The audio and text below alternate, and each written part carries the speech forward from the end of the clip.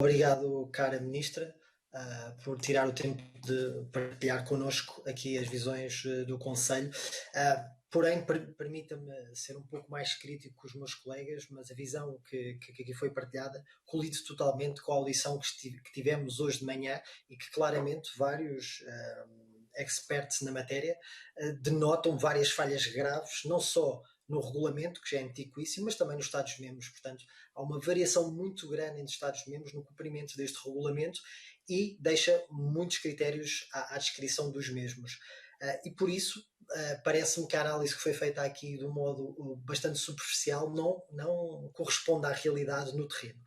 E isso nós vemos também pelas imagens e pelos relatos e pelas documentações que nos são partilhadas por muitas organizações de bem-estar animal que se substituem aos Estados-membros a fazer cumprir a legislação e os regulamentos que já são parcos por si só. E, portanto, há um conflito direto entre a visão institucional, por assim dizer, dos Estados-membros e do próprio Conselho, pela sua análise, e os factos que nos vão chegando através destas organizações.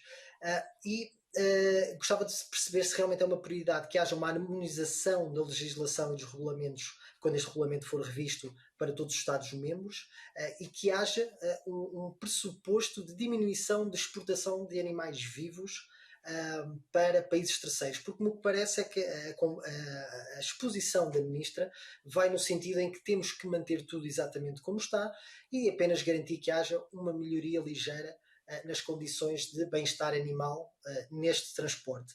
E parece-me que o bem-estar animal colide diretamente, sobretudo para países terceiros, com esta necessidade de aumentar o negócio em torno da exploração de animais para países terceiros, a exploração através da exportação. Gostaria também de saber se considera e se reflete também até porque a Ministra em Portugal se considera que há uma fiscalização eficaz das entidades institucionais a este tipo de transporte.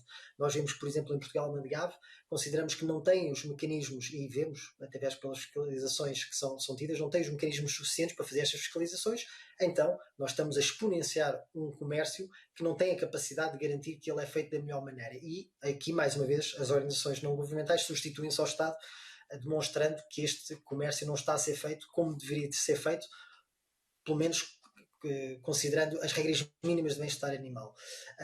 Queria também perguntar se considera que existe alguma discrepância entre os números entre os Estados-membros e a exportação para países terceiros. Porque, por exemplo, em Portugal, o que nós vemos é que os números não batem certo. Foram exportados em 2020 para Israel cerca de 480 mil animais, mas depois, quando estes chegam a Israel, os números que nós temos são de 412 mil animais. Portanto, há aqui uma diferença de 12 mil animais. O próprio sistema que faz este rastreio não é eficaz e mesmo os Estados-membros não garantem essa eficácia. Portanto, se considera que isto realmente existe, se tem estes dados, e se considera que é uma prioridade também para o Conselho atuar sobre esta matéria.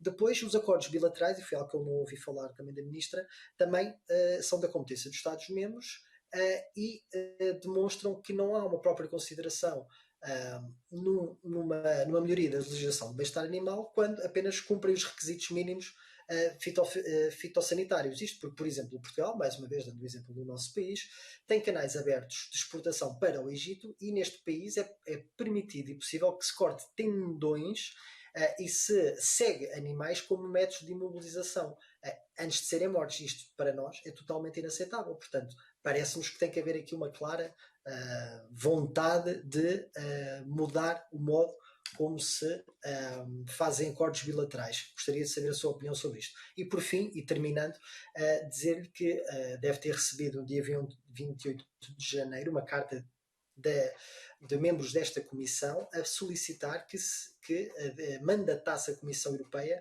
para recolher junto dos Estados-membros os obstáculos que encontram para cumprir este regulamento ou que necessitam de melhorar para garantir que se substitui o transporte de animais vivos por o transporte de carcaças e também de material genético, obviamente, e evitando assim o sofrimento de milhares de milhões de animais anualmente. É só dizer então, gostaria de saber se a Ministra leu a carta e se considera o Conselho atribuir este mandato à Comissão Europeia. Muito obrigado.